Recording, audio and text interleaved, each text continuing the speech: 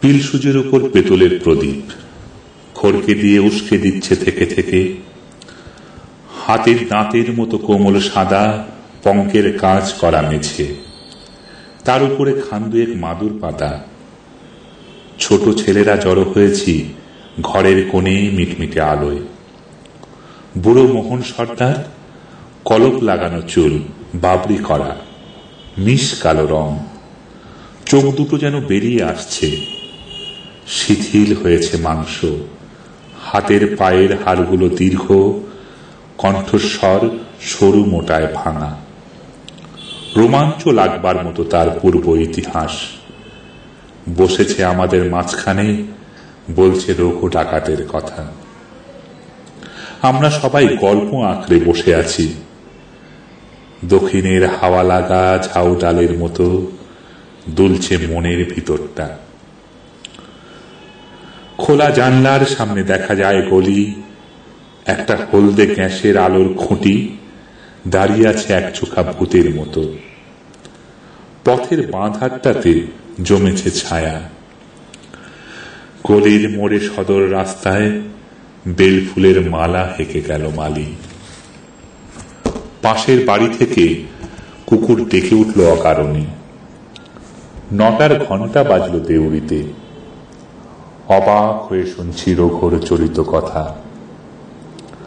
তত্ত্বরত্নের ছেলের পৈতে রঘু বলে পাঠালো চরের মুখে, নম নম করে সারলে চলবে না ঠাকুর, ভেবো না খরচের কথা। মোড়লের কাছে পত্র দেয়, 5,000 টাকা দাবি করে ব্রাহ্মণের জন্য। রাজার খাজনা বাকির দায়ে বিধবার বাড়ি যায় দেখিয়ে। হঠাৎ দেওয়ানজির ঘরে হানা দিয়ে দেনা শোধ করে দেয় রঘু। বলে, অনেক গরিবকে দিয়েছ ফাঁকি, কিছু হালকা হোক তার বোঝা। একদিন তখন মাঝরাত্রির, ফিরছে রঘু লুটের মাল নিয়ে। নদীতে তার ছিপের নৌকো, অন্ধকারে বটের ছায়ায়। পথের মধ্যে শোনে পাড়ার বিয়ে বাড়িতে কান্নার ধ্বনি। বর ফিরে চলেছে বর্ষা করে। কনের বাপ পা আঁকড়ে ধরেছে বরকর্তার। এমন সময় পথের ধারে ঘন বাঁশবনের ভিতর থেকে হাঁক উঠল, রে রে রে রে রে রে। আকাশের তারাগুলো যেন উঠল থরথরিয়ে। সবাই জানে রঘু ডাকাতের পাঁজর ফাটানো ডাক। বরশুদ্ধ পালকি পড়ল পথের মধ্যে। বেহারা পালাবে কোথায়, পায় না ভেবে। ছুটে বেরিয়ে এলো মেয়ের মা। অন্ধকারের মধ্যে উঠল তার কান্না, দোহাই বাবা, আমার মেয়ের জাত বাঁচাও। রঘু দাঁড়ালো জমদূতের মতো। পালকি থেকে টেনে বের করলে বরকে। বরকর্তার গালে মারল একটা প্রচন্ড চর। পড়ল সে মাথা ঘুরে। ঘরের প্রাঙ্গণে আবার শাঁখ উঠল বেজে, জাগলো হুলুধ্বনি। দল বল নিয়ে রঘু দাঁড়ালো সভায়। শিবের বিয়ের রাতে ভূত প্রেতের দল যেন।